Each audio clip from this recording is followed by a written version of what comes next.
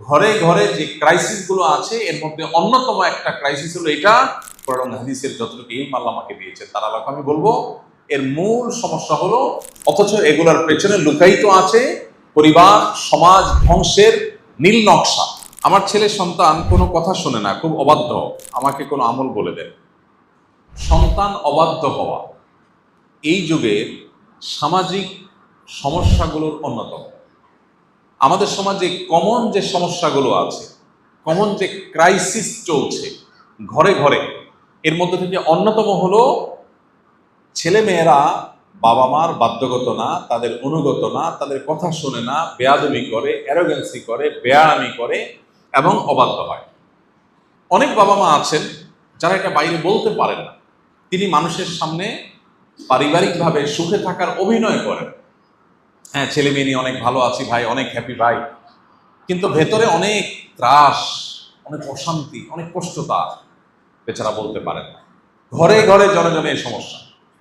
আমাদের কাছে মানুষ এসে মনের দুঃখের কথা বলে, মানুষের কষ্টের কথা বলে, সেই জায়গা থেকে আমাদের অভিজ্ঞতা বলছে যে আজ ঘরে ঘরে যে ক্রাইসিসগুলো আছে এর মধ্যে অন্যতম একটা ক্রাইসিস হলো এটা যে আমাদের ছেলে মেয়েরা আজ আমাদের অবাধ্য হয়ে যাচ্ছে।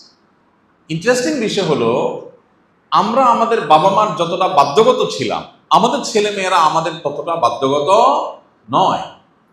অথচ আমাদের বাবা মা আমাদেরকে এতটা সুখে রাখতে পারেন নাই, এতটা ভালো খাবার, আবাসন, পোশাক আশাক যা প্রয়োজন সেটার ব্যবস্থা এতটা তারা করতে পারেন নাই। এখন আমরা আমাদের সন্তানদের জন্য যতটা করতে পারি, তাহলে হওয়ার কথা ছিল উল্টা। আমার একটা জিনিস খাইতে মন চাইছে, আমার বাবা আমার মা সাথে সাথে সেটা ব্যবস্থা করতে পারেন না, বাট আমার ছেলের জন্য আমি অনেক বেশি পারি, তাদের তুলনায় আমার অ্যাবিলিটি অনেক বেশি, তাহলে আমার সন্তান আমার একটু বেশি অনুগত হওয়ার কথা ছিল না? কিন্তু হচ্ছে উল্টা। কারণ কি?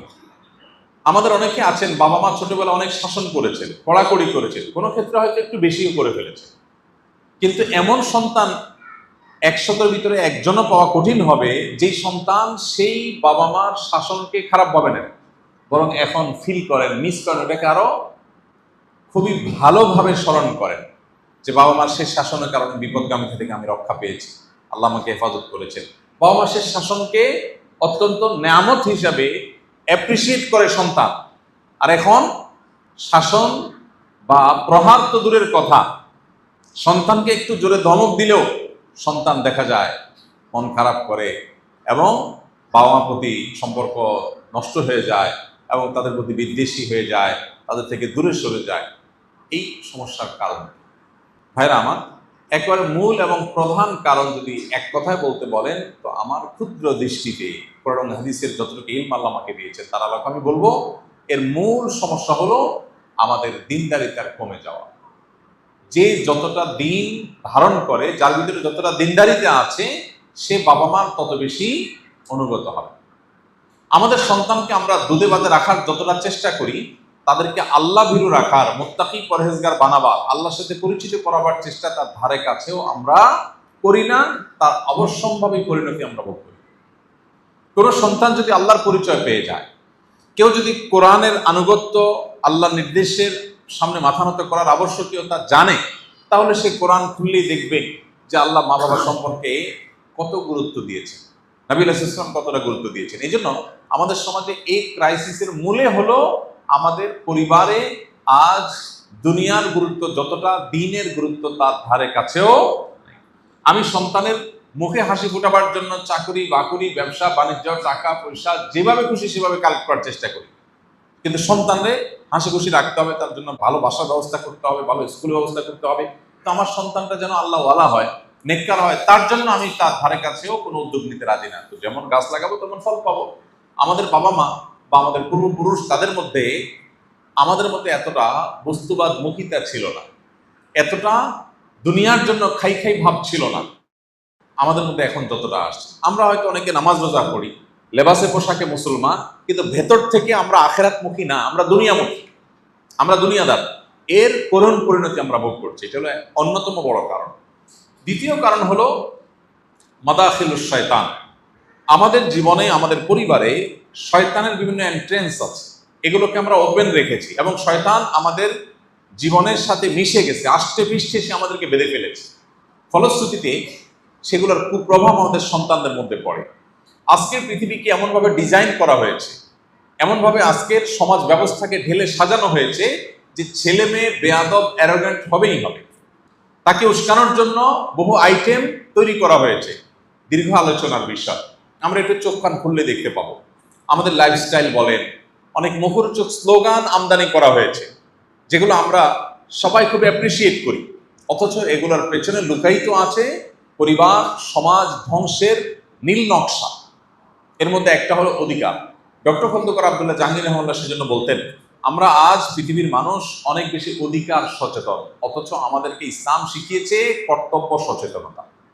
একটা হলো কর্তব্য সচেতনতা, আরেকটা হলো অধিকার সচেতনতা। এখন দেখবেন ঘরে ঘরে সবাই কি অধিকার সচেতন, আমার অধিকার আমার অধিকার, আমার কর্তব্যের কথাটা চিন্তা করেন। তো এই অতি অধিকার সচেতনতা, অধিকার সচেতনতা ভালো, কিন্তু অতি অধিকার সচেতনতা এবং অধিকার অধিকার এটাকে সমাজে এমনভাবে কপচানো হয়েছে যে প্রত্যেকটা মানুষ সে কি পাবে শুধু সেই চিন্তা করে, তার কি করণীয় সে ব্যাপারে তার কোনো মাথা ব্যথা নেই।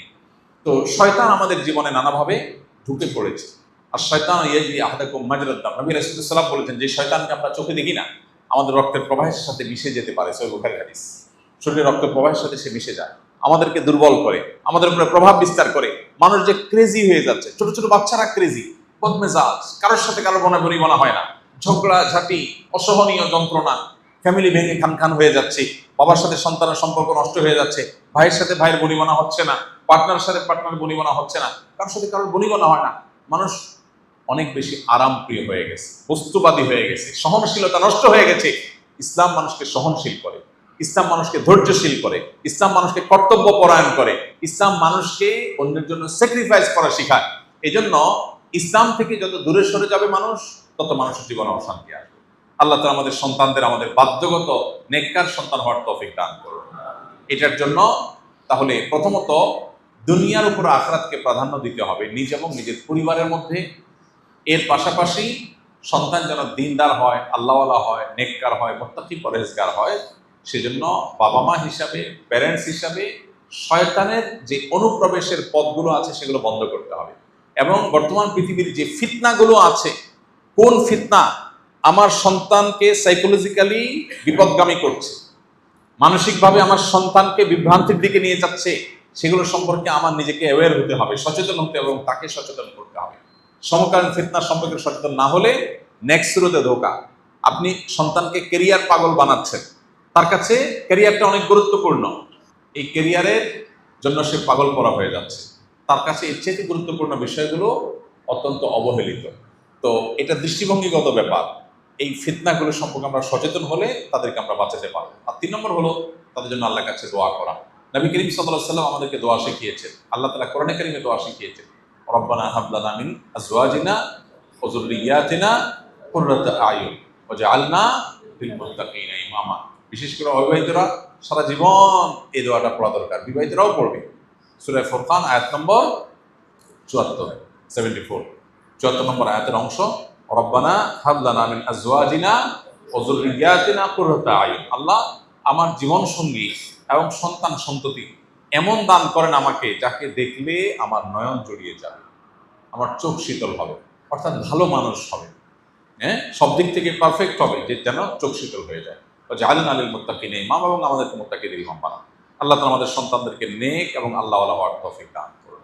সন্তানকে সমকালীন ফিতনা থেকে বাঁচাবার জন্য সমকালীন চ্যালেঞ্জগুলো, ফিতনাগুলো জানতে হবে, যে কোন ফিতনাগুলো আমার সন্তানকে ধ্বংস করে। এ নিয়ে বহু বই বাজারে এসেছে, অনেক গুরুত্বপূর্ণ আপনার কোর্স অনলাইনে পাওয়া যায়, সেগুলো আমরা করতে পারি, ভালো পরিবেশটার জন্য